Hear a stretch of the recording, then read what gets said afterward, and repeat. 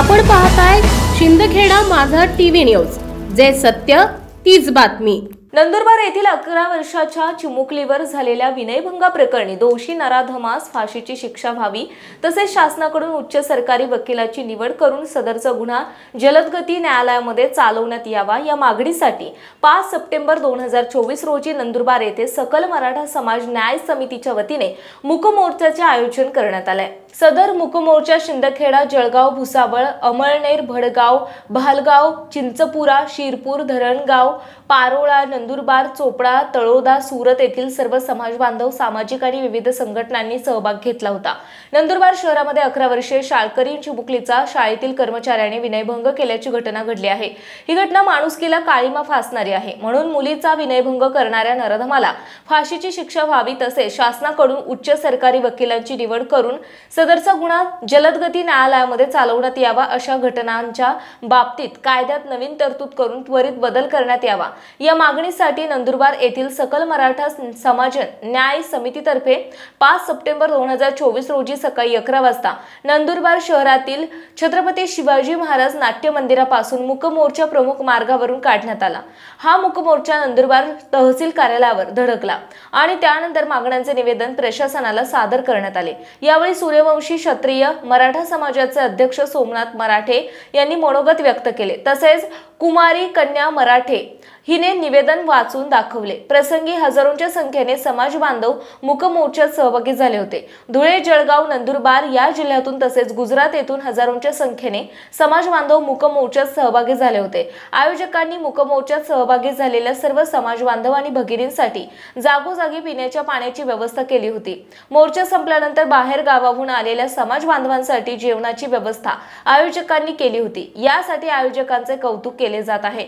मूक मोर्चासाठी मोठा पोलीस बंदोबस्त लावण्यात आला होता। सर्व सामाजिक संघटना तसेच मराठा समाज बांधवांनी शिस्तीने मूक मोर्चा काढला होता। मुलीवर झालेल्या विनयभंगाच्या घटनेचा निषेध नोंदवण्यासाठी आणि दोषी नराधमास कठोर शिक्षा होण्यासाठी मूक मोर्चात सर्व समाज, राजकीय, सामाजिक आणि विविध संघटनांनी पाठिंबा दर्शवला। यावेळी गोंडगाव येथील कुमारी कल्याणीचे आई वडील उपस्थित होते। त्यांनी देखील महाराष्ट्र सरकारकडे गोंडगाव प्रकरण अटक करण्यात आलेल्या आरोपीस फाशीची शिक्षा लवकरात लवकर व्हावी अशी मागणी केली आहे।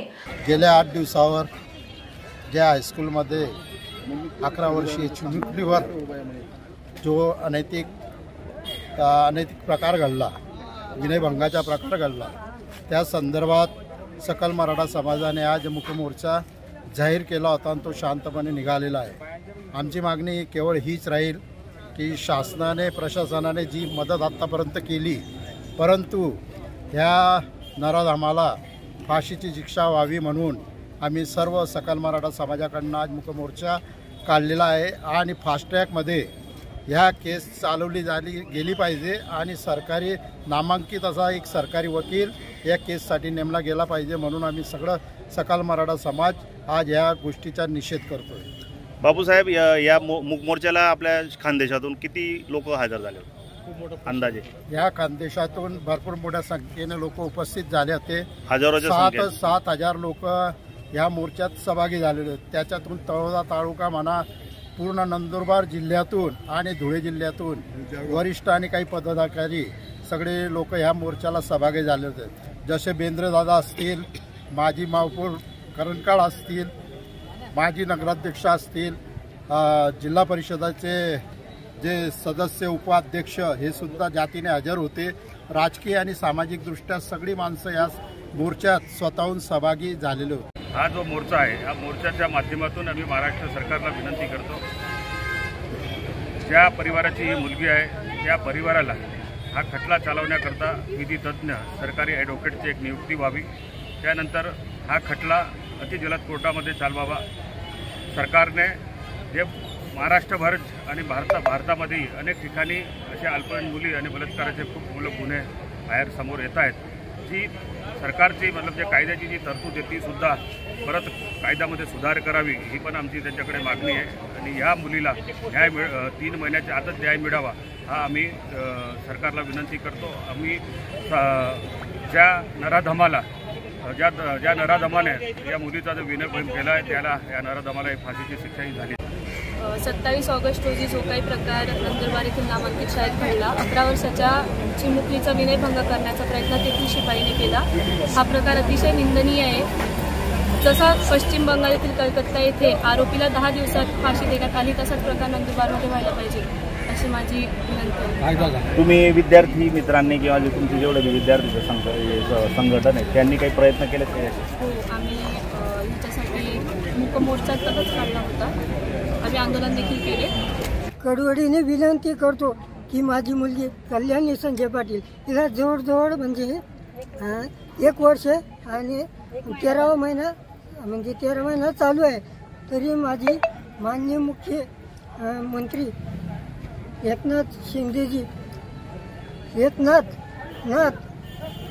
महाराज आपण खरंच मी म्हणजे काय बोलावं काही सुचत नाही, परंतु मला आहे ना मुलीसाठी न्याय पाहिजे साहेब.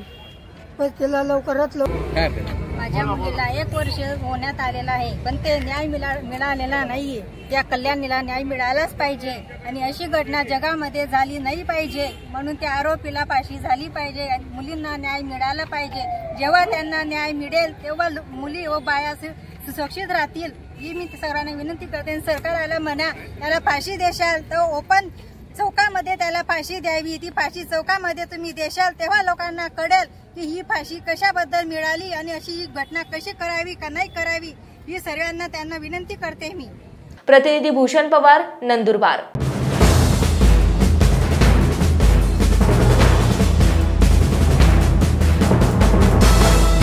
आपण पाहताय शिंदखेडा माझा टीव्ही न्यूज, जे सत्य तीच बातमी.